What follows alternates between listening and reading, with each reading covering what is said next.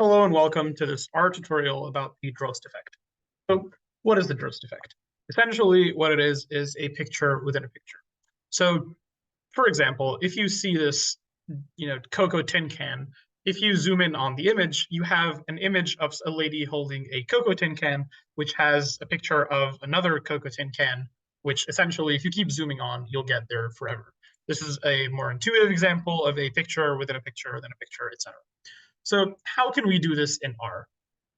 At first, we'll be using the ggplot library, and I'll also be using like the built-in function just to draw a rectangle. You can do this with stuff that's not rectangles. I just chose to do it because it's very easy to show.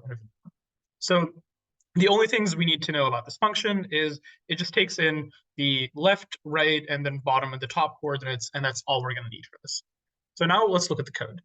At first, we just initialize the plot, which is just the rectangle that we're going to be drawing in. And then we choose the values to be 100, 200, 300, and 400 for convenience. So now we have this function called Droste, which essentially just takes in the left, right, and the top and the bottom like coordinates, and it divides the distance by 4. And you'll see why in a second. So this is what it looks like. This is our rectangle plot, and then we drew a rectangle right centered in the middle. And this dividing by 4 and the differences is literally just to make sure that we're moving in the exact same direction in both sides to get this nice shape. So essentially what we want to do is we want to repeat this over and over again. So we're going to be using a recursive structure and a for loop. So what are we doing essentially? All we're doing is we're making a for loop from 1 to 20. We're going to call our Droste function that we just established. And all this does is essentially make a rectangle with new coordinates. And we're also going to save these new coordinates into the for loop. And so we're going to use the library zoom function just to make the visualization look cleaner. And so this is what we end up getting. So when you use the zoom, you can just zoom into the thing, into the plot, and then you'll be able to see we have a rectangle within a rectangle within a rectangle, and then you can keep zooming on forever, and then you'll get the original rectangle back, and then you'll be back to where you started, and then you have this exact same picture again. What more stuff you can do this is you can change the color to be whatever you want. I chose red, and this is kind of what it looks like. It's almost the same, but if you want to get a little more creative, you can make the color to just be a generic color here, initialize it to something you want, again, red, and then in your for loop, just alternate between two colors. Say, if the color is red, make it blue. If it's blue, make it red.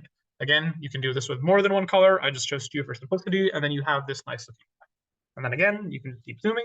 And here you can see you start with a giant red rectangle. And the more you zoom in, you can actually just go into like the blue rectangle and have that be your starting point instead. So the more you zoom, you essentially just get the same picture again and again and again. And then here, now the entire border is blue and then the middle is red. And then the more you zoom, you can keep getting different effects. Again, you can go with as many colors as you want. So the final example, you don't need to go divided by 4. You can kind of divide like by whatever you want. But I just chose 4 because it looked the neatest and the math made sense. But here's an example with dividing by 5. And it doesn't really change it that much. As you can see, it's like almost the same, but you can see like the rectangle kind of shifts to the right a little bit as you keep going more and more. So it's kind of like a personal preference kind of thing.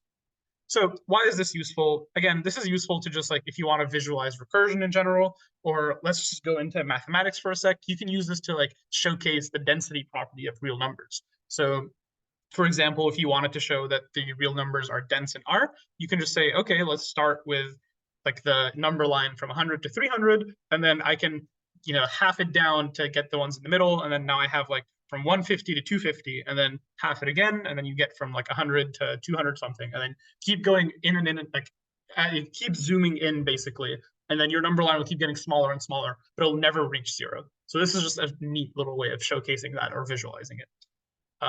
But then just, final comment, this is just a framework. Again, you don't have to use a rectangle. You don't have to use the same numbers, but this is just a way to showcase if you wanted to get this like Droste effect in one of your visualizations, you can basically use this idea over and over again. And yeah, I hope this was helpful and thank you for watching.